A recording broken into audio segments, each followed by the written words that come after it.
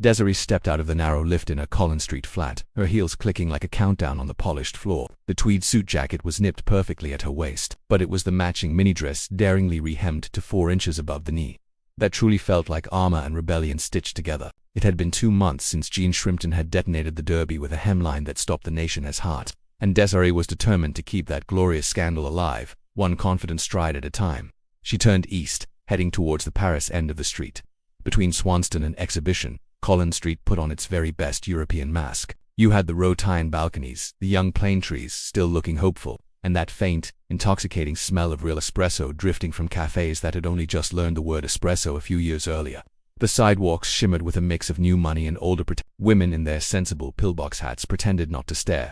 Men in their sharp, narrow Italian ties pretended they weren't. Desiree walked like someone who knew that every single stare was a small victory. She was almost at the corner of Exhibition Street, already picturing the little French boutique with the perfect Courageous boots in the window, when the world suddenly tilted on its axis. A man, dressed in full black tie evening wear, burst from the traffic as if he'd been shot from a cannon.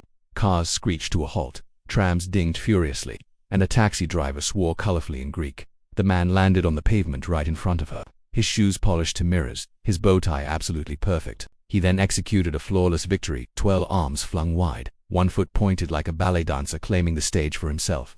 For one suspended impossible heartbeat, he grinned straight at Desiree, his eyes bright with a private, wonderful mischief. Then, just as quickly, he spun on his heel and vanished into the alley beside the Oriental Hotel, as though the city had simply swallowed him whole. Desiree stood completely frozen, her clutch purse pressed to her chest, her mouth half open in a state of delighted outrage. A passing woman wrapped in a mink stole muttered something like bloody students, but Desiree barely heard her. Somewhere deep inside her ribcage, a small, reckless flame flared brighter.